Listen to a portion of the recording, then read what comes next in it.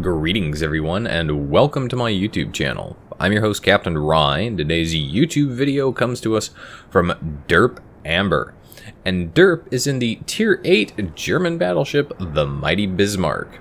Yes, that's right, the Mighty Bismarck with its secondary batteries, capable of firing out to a ridiculous range, is basically like having a battleship plus a cruiser strapped to its side with battleship armor. As the battle gets underway, it's the neighbor's map, it's domination match mode, and given the spawn side of the map that Derp's team is on, for the most part, they have agreed upon the C and B cap points. Now, this is pretty standard fare if you spawn on this side of the map, and it is a recommended development. B is really where you're going to want to fight and engage the enemy. Now, a lot of times, teams tend not to head towards the A cap point like they should if they're on the opposite team. And generally speaking, the destroyers on the friendly team tend not to head down there to spot A. That's going to leave the enemy an opportunity to take A, but it also tends to leave the enemy open and exposed with fewer points. Now, Derp's already getting shots out on some cruisers that have popped up around that island. They are heading towards the B cap point, and as expected, the B cap point is really where the main fight is going to take place.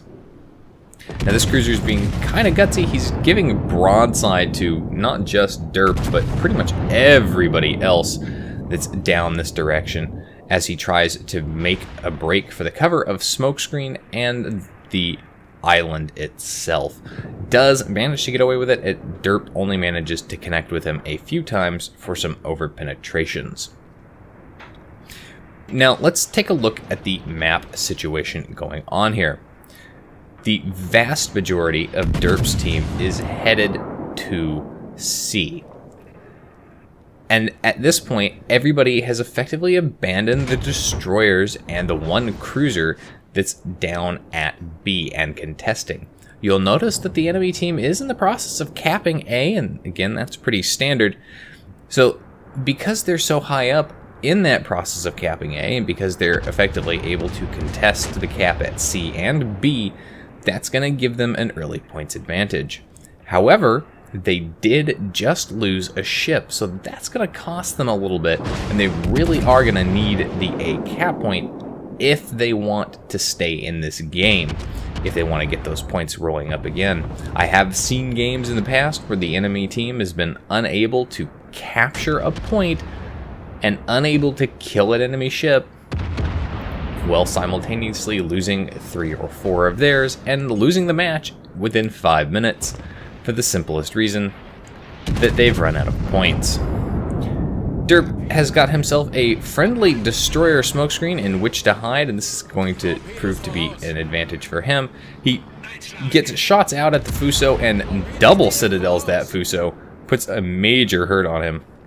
Now, as he enters this smokescreen, he helps out his destroyer by popping his hydroacoustic. That's a really smart move there, because he's going to go ahead and he's going to hide in that smokescreen, be concealed, but more importantly, with that hydro, he's going to be able to spot any torpedoes that decide to come this direction. And as I always say, smokescreens are torpedo magnets, so if you've got hydroacoustic available, you should definitely do that. Of course, I did make the mistake. It's not a destroyer, although it's kind of like a destroyer. It is a British cruiser. Now, Derp has decided that he's going to go ahead and leave the smokescreen here and push forward, partly because that smokescreen is getting awfully crowded, but also because he wants to be able to get into a better position to shoot at things. There's a couple of enemy ships that are up behind islands here, and these islands really are blocking them from Derp's shots. So as he starts moving forward, he's looking for the opportunity. He's still taking shots at that Fuso, but the Fuso's not giving a broadside anymore and is basically sailing away. He's being a pretty smart player here. He took big hits, and what he's attempting to do is sail to the backfield get away, disengage, and repair. If he can do that, he can get his guns back in the fight with a good chunk of health left. Now, as Derp kind of sneaks around this island, you'll notice that there is a destroyer who is effectively right there. In fact, he's so close that Derp is basically proximity detecting him. So he knows he's there. His Hydra was able to spot the torpedoes from that destroyer as they came around the island into the smoke screen that a friendly destroyer had laid. And as a result, Derp knows that that destroyer is pretty much done as far as torpedoes go. So he starts pushing up here, and there's that destroyer who's not going to have a good time of it as Derp finishes him off with several penetrations right through the bow. So right now, the teams are actually equal on ships. I take that back. The teams are not equal. They managed to kill yet another destroyer. Now that's going to give Derp's team a destroyer advantage as Derp takes a huge hit from a battleship off in the distance.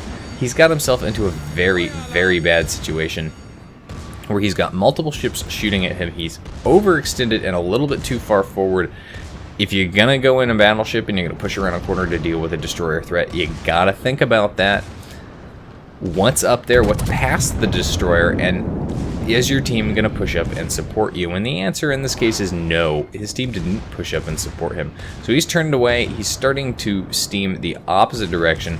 His cap is secured, and so long as his team maintains a ship's lead advantage, they should maintain a points advantage. As you can see here, they've killed yet another ship. So they're up 2-1 on ships right now. But the team really needs to press home that advantage. Right now at the sea cap point, they have an overwhelming fleet superiority advantage. Plus, having a Bismark up here with its secondaries is like having an extra cruiser. But as you can see, none of the friendly ships on Derp's team really are in the mood or the mindset to push up and deal with that. They've got a couple of low health ships, including that very low health ship right there, that if they could push up and finish off, they would absolutely maintain an advantage. Really only have to worry about the Amagi that's back there. But again, if they push up and they swarm that Amagi, there's only so many ships that Amagi can shoot at before he's going to get overwhelmed and taken out. Now Derp finally gets himself turned around, and that's when that battleship turns the corner there, basically presents himself broadside onto Derp. He's not got a lot of health left. Really, Derp decides he's going to hold his fire because his guns aren't quite in a position to shoot at him, and that was probably a good thing for him as he didn't waste his shots before incoming shots finished that battleship off. So now they really have a ship's advantage. But they've lost yet another destroyer. That's going to mean that they have the same destroyer situation. If you find yourself on a team that ends up with a destroyer advantage and you're in the destroyer, pull back. Don't be too aggressive. Come back with backup. You don't have to worry about your backup getting spotted by that enemy destroyer, and if they are spotted, you know what's hanging around. The enemy team starts pulling back those scores as they manage to kill yet another ship, and that could be a problem as Derp's team still unable to get over to the B cap point and capture. And because they've been unable to push the B cap point, that's not going to help them in the long run. They need to be gaining those points at double the rate if they want to secure victory. Yes, killing enemy ships certainly does help, but as we've seen in other battles, boy, what a turnaround there can be had from a team being able to get in there, capture that, put that points lead up, and then effectively just focus ships one at a time as they roll into that cap. The enemy is starting to finally break and splinter here. As you can see, those battleships back behind the sea cap point finally starting to run back to their spawn location. So that is going to give Derp the opportunity to break contact a little bit, get a little further back here, get some range, and get into a better position to start looking for juicier targets. Now he's getting shot at by ships that are past the B cap point, And we know there's at least one battleship. We also see there's a Fuso up there as well.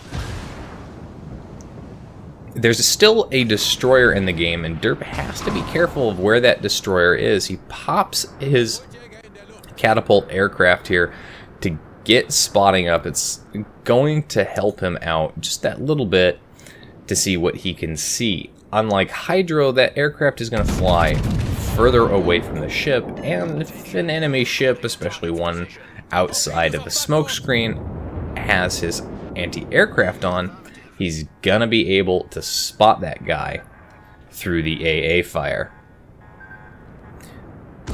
Looking at the situation on the minimap, his team still not very eager to push up and press home that advantage, especially not against those two battleships at sea. If they can do that, they can really finish off those ships and deal a death blow to the enemy team. And speaking of dealing a death blow, Derp has got himself an enemy cruiser, and this cruiser has drifted effectively out of his smoke screen here as Derp is trying to finish him off. He's got his guns almost reloaded, but the guy disappears into a smoke screen. This is where your sacrifices to RNGesus become very important. As he puts shots into that smoke screen, he manages to citadel that cruiser and finish him off in a blind shot into a smoke screen. I can tell you that when I'm the cruiser in the smoke screen, enemy ships will always have RNGesus praise them and give them those shots. But when I'm the battleship shooting into the smoke screen, somehow I manage to miss every single shot without even so much as an over-penetration. He manages to dodge the torpedoes here. Torpedo beats that. Of course, that's the disadvantage to launching a wide spread in these kinds of situations. If you're in a destroyer or a cruiser, you're pretty much allowing your enemy ship to turn bow on and just sail right between there. Now, his hydroacoustic's still active. He's finally gotten close enough to this destroyer, and he puts a serious hurt on that destroyer. And of course, that destroyer doesn't have a lot of options here. I think he was a little taken aback by the fact that the Hydro has such a long range on these German battleships. And of course, he tried to get motoring on there and then had his engine knocked out more than likely. Derp secures his 4th kill and manages to secure a close quarters to go with his Confederate. There are now 2 enemy ships left, and Derp is the only one who's in a position to capture the B cap point. The enemy team did finally manage to capture the B cap point, but it was way too late in the game to make any significant impact on the outcome of this game here. And the friendly team finally pushes home the advantage they have against the 2 battleships up at the C cap point, and they finish them off. Derp is the only one who's down here. He's very low health, and he's got a Fuso who's bow on at point blank range to him. In this situation, you should just go for it. You guarantee victory, and that's what Derp does as he goes for the honorable outcome and rams that Fuso, securing himself a Kraken Unleashed, 152,000 damage, a Confederate, a high caliber, a close quarters, and a devastating strike. Look at the number of secondary hits he managed in that battle. It's kind of impressive there. Of course, Derp finally getting around and pushing up there definitely helped at the end of the battle and put him in a prime position to secure victory. Remember, your KD means nothing if you don't have a high win rate to accompany it. Of course, all of that puts Derp at the top of the team for XP earned at well over 2,000 base XP there. Anyway, that's it for today's video, folks. If you liked the video, hit that like button, hit the subscribe button, and leave a comment down below. If you'd like to get semi-regular channel news and updates, as well as my live streaming schedule for the week, you can do so by liking and following me on Facebook. If you'd like to help support me in the channel, I encourage you to do so by becoming my supporter on Patreon. Any support level helps, and every support level has additional perks associated with it. If you've got a replay like this one that you'd like to see featured on my channel, you can send it to my email. And if you'd like to watch me play World of Warships, among other games, live, you can do so by following me on Twitch. You can find the links for all of those in the video description down below. And as always, I'll see you next time. This is Captain Rye, signing off.